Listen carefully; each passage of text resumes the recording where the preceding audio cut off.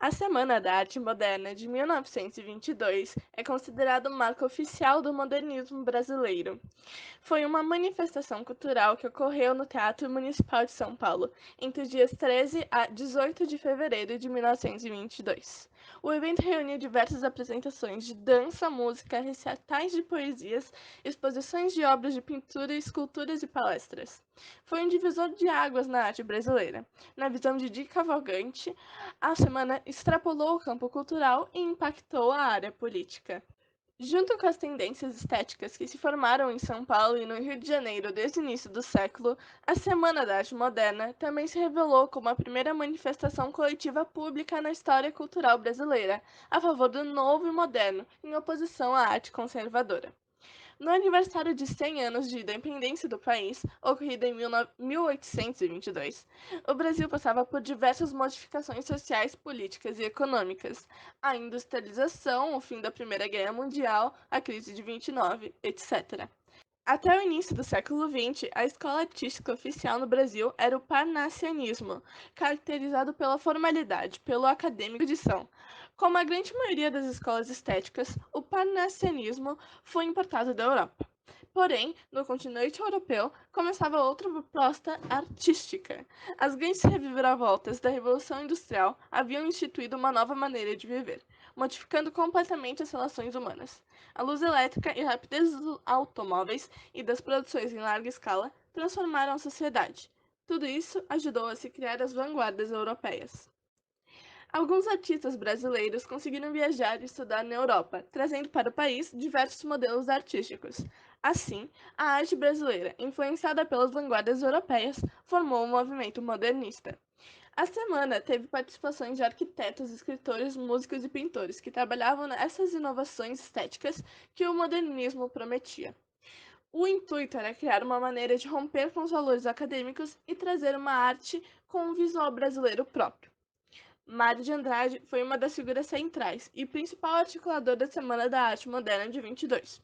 Ele esteve ao lado de outros organizadores, como o escritor Oswaldo de Andrade e o artista plástico de Cavalcante. São Paulo demonstrava novas oportunidades e um protagonismo na arte brasileira. Esse fator foi determinante para a realização do evento, uma vez que foi respaldado pelo governo de Washington Luiz, governador do estado de São Paulo. Após a Semana da Arte Moderna, foram criadas inúmeras revistas, movimentos e manifestos. Destaque-se a revista Claxon, de 1922, a revista Estética, de 1924, o Movimento Pau-Brasil, de 1924 e o Movimento Verde-Amarelo, o Manifesto Regionalista, de 1926, a Terra Roxa, de 1927, a revista Antropofágia, de 1928 e o movimento antropofágico da mesma época. Também podemos citar outros desdobramentos culturais que se inspiraram no modernismo e nas suas vertentes, como o tropicalismo, a geração da lira paulistana e a bossa nova. A Semana da Arte Moderna prezava a ausência de formalidade, a ruptura com a academia tradicional, criticava o modelo parnasiano, influenciada pelas vanguardas artísticas europeias, valorizava a identidade e a cultura brasileira, experimentando estéticas e liberdade de expressão. Utilizava a linguagem coloquial e vulgar. Temáticas nacionalistas e cotidianas faziam parte do sistema. A semana contou com três grandes festivais. O primeiro foi inaugurado por Graça Aranha, um aclamado escritor e intelectual, com a palestra A Emoção Estética da Arte Moderna.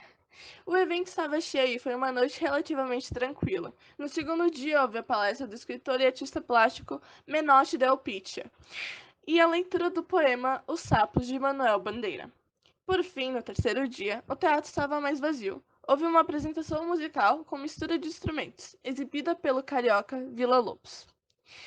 Alguns artistas que participaram da Semana da Arte Moderna de 1922 foi Mário de Andrade, Oswaldo de Andrade, Graça Aranha, Tarsila do Amaral, Victor Brecheret, Anita Malfatti, Menode Del Pitta, Ronaldo de Carvalho, Guilherme de Almeida, Sérgio Milieti, Heitor Villa-Lobos, de Cavalcante e Antônio Moya.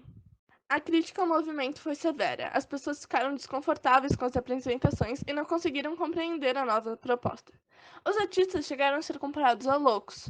Com isso, ficou claro que a população não estava preparada para os modelos artísticos. Monteiro Lobato foi um dos escritores que atacou os artistas. Anteriormente, ele já havia publicado um artigo criticando a exposição de Anita Malfatti, realizada em 1917.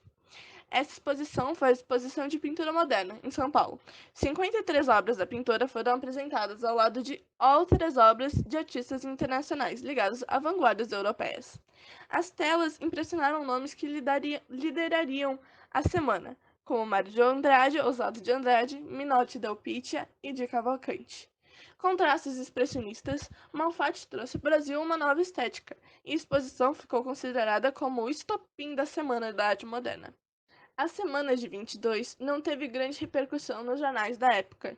Entretanto, aos poucos, ela conseguiu uma enorme reputação histórica.